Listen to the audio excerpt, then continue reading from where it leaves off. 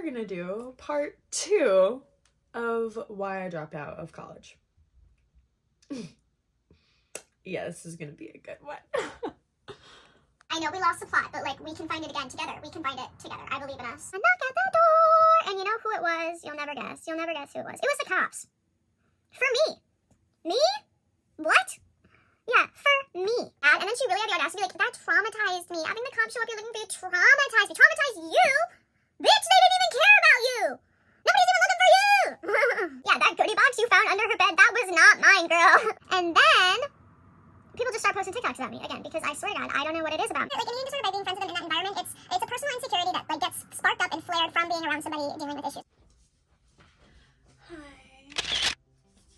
Hi. We're doing a get ready with me today. But I'm gonna get super cute. Super cute. Long time no see, but you didn't think you'd see me this quickly. Considering I did just post that cleaning video this morning. I never really film back to back like this, or post back to back like this, but you know what? That's just what I'm gonna do here today.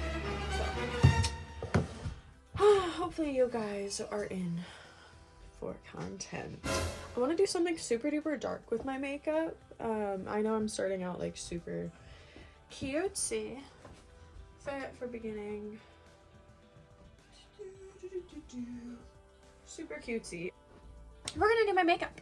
I'm gonna go super dark, super edgy. I have a super cute outfit laid out, and we're gonna do part 2 of why I dropped out of college. Yeah, this is gonna be a good one. So we'll start this story the way that it starts, which is pretty much just the end of second semester, or the beginning of second semester at my year at MSU. That was 2022, January. I was still living with my old roommate, about to move out in February. That's when I moved out, and that's kind of when like the story kind of kicks off, right? So I live with a new roommate now. I'd met her on a Facebook group. Honestly, I don't really have much to say about her as a roommate. I don't think she really was that bad of a roommate, but we'll get into some of my irks. I don't think she liked me. I just straight up don't think she liked me. She wanted a friend. I tried to buy her friendship. I don't know. I really tried to be her friend. I swear to God, she just didn't like me. Which is fine. That's fine. I just needed a place to live anyway, so. Really, second semester is the relationship. It's the relationship, the wellness check, money. So let's get into it.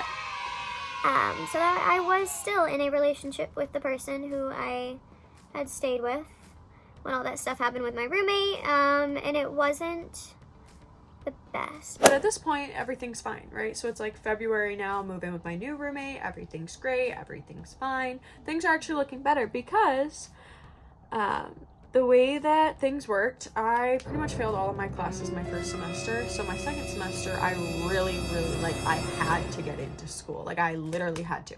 So I did. I got much more into it. I went to every single class. I started working really hard, which was not great. I got a job. So I moved in with my new roommate. Every single day became waking up at 6 a.m., going to the gym in the basement of my building, working out for like an hour, 7, get ready for class, 8, have classes, pretty much all the way until like 3-ish, 3 to 6, do schoolwork, 6 to 12, I would work in my building. So that was pretty much my life, right? And that's kind of chaotic, doing that every single day, and also trying to have a relationship going on, and the relationship wasn't that great, so I was kind of working to like kind of avoid it and whatnot. And in this time, I'm also going crazy. I was kind of going insane. Because of all that stuff that had happened, I just, like, I zoomed in, you know, my world just became so small, and I just kind of went a little bit insane. And then people just start posting TikToks about me again, because I swear to God, I don't know what People it is just about. really, really do like to post a little TikTok about me or whatever. I don't even know. I don't remember exactly what it said. I would include it, but she put her face over it. Like, if it wasn't her face, I'd put it in. But it's her face, so I'm not gonna put it in the video. But I would if it wasn't. Girl, if you see this, like, why did you do that? Literally, like, I'm still confused. We can still talk about it if you want to. Anyway, she posted a TikTok saying that, she was mad that I started blowing up. And it was a sound like, I'm gonna go find me a gun and I'm gonna show up to your house and blah, blah, blah, blah. Yeah, that's what the TikTok sound was. What is with girls and, like, talking about the purge, talking about guns, and coming for me? If I had a penny every time that happened, it'd be weird that I have two, right?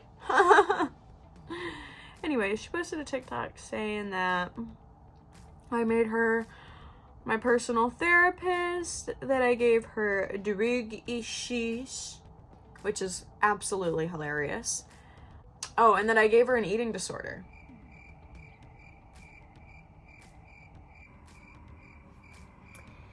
Yeah.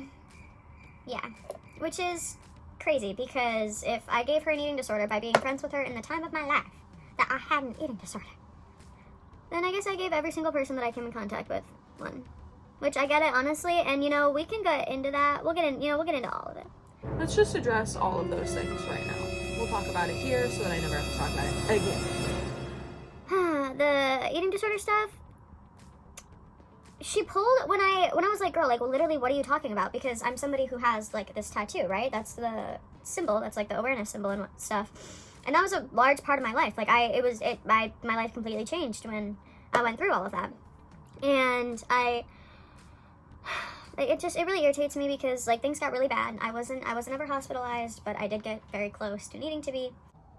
The points that she had for reference of, like, me doing stuff or whatever were comments that anybody or any group of friends, it's things that you say when you have an eating disorder.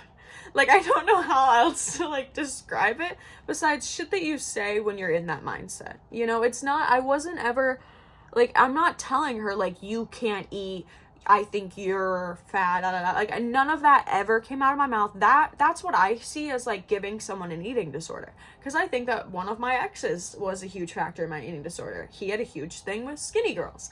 That messed with my head, and he would say things about it. He would say that I was too heavy to pick up. That's where I get, like, that led to me having an eating disorder. But I don't think that being friends with somebody when I'm in my sickest and saying, oh no, I'm just gonna get a coffee from Starbucks today because we don't eat, or I don't eat, so I'm just gonna get a coffee today. I'm just gonna get a coffee because I don't eat.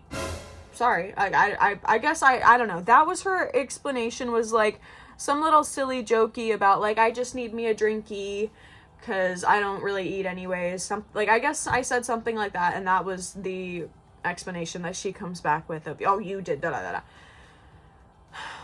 It's hard to get into, and, like, only girls who know that you can't give somebody an eating disorder by being friends with them in that environment. It's a personal insecurity that, like, gets sparked up and flared from being around somebody dealing with issues like that. It's not necessarily like they did this to them, like, to you. It's, you kind of have to be self-aware at the moment to know, like, can I be involved with this person considering what they're going through and my own insecurities, what affects me, and those things. So if somebody else was too susceptible to things around them, and what I had going on in my life and the struggles that I was fighting became too much for them to be around, so they needed to not be around me, I totally understand and respect that. But to come back years after the friendship is over saying some shit like that is just crazy.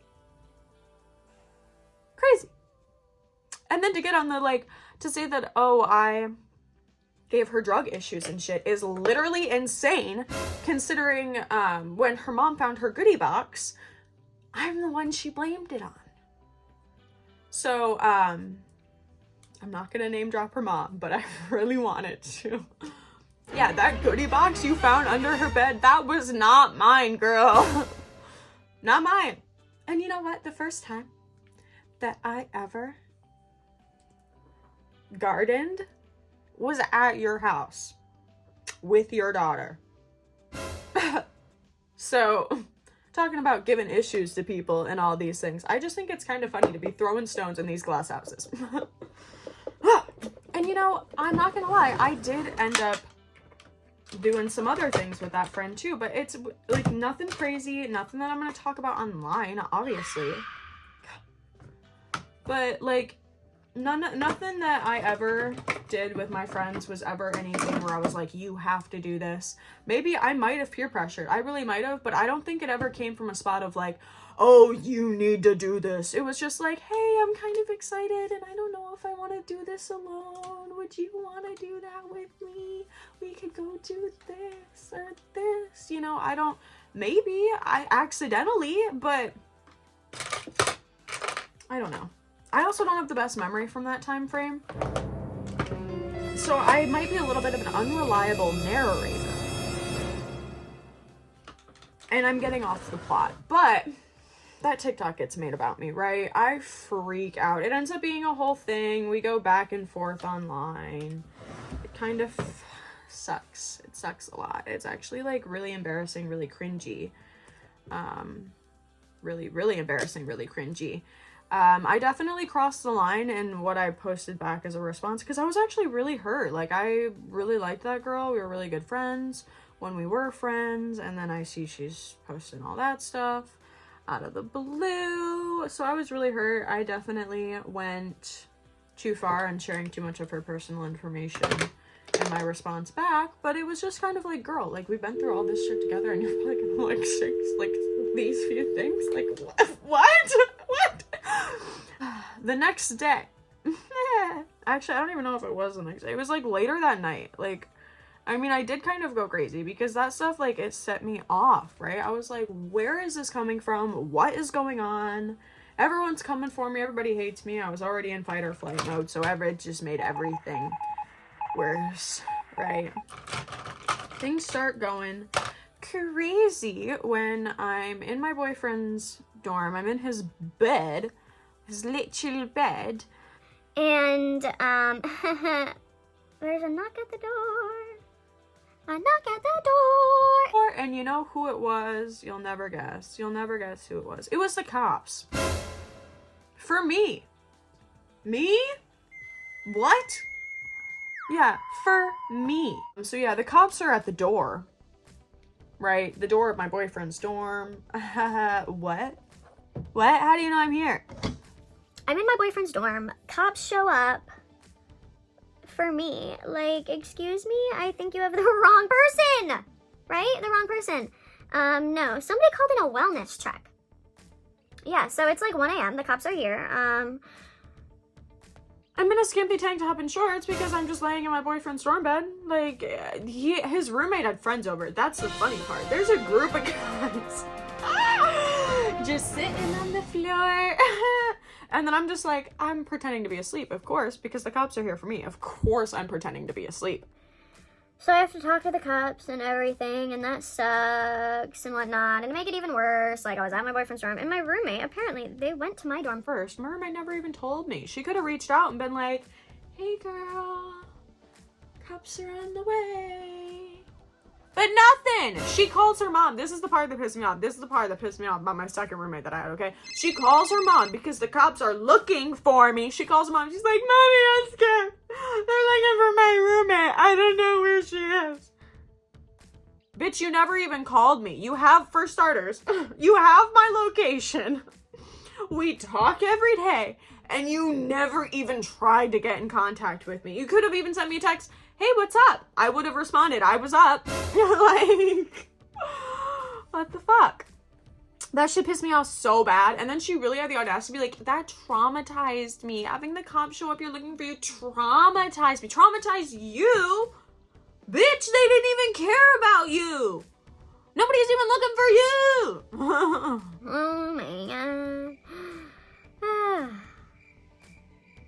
Like, I'm sure it would have sucked, but, like, wouldn't you at least reach out to your roommate? Like, if the cops are looking for her, wouldn't, like, you try and get in contact with her, too? The cops didn't even fucking call me. Oh, yeah, no, they did call me, but I think I did ignore that shit. Oh, yeah. Yeah, so I get, like, a call, and then it was, like, 5 minutes before they show up. Because I think they called when they were, like, on the way to his dorm, because they couldn't find me at mine. Yeah. That shit was crazy. And to make it even better, they show up the next day at my work, too. 1 second, I'll be back.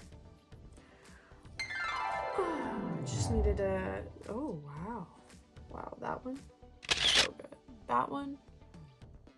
That's a completely different way. Okay, so I'm at work the next day.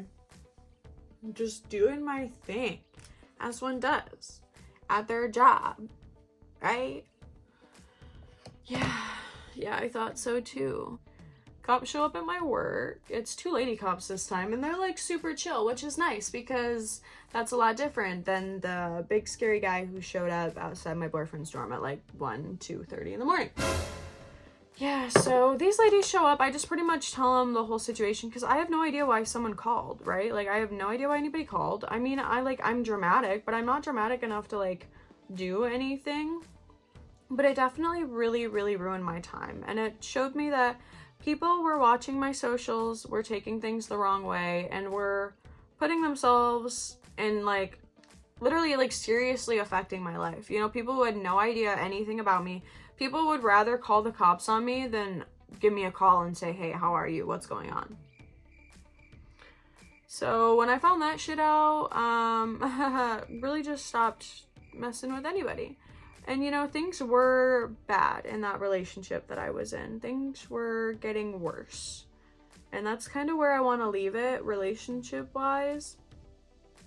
But things were just getting worse and worse and worse. So I kind of just gave up on, I don't know, you know, like I focused on myself.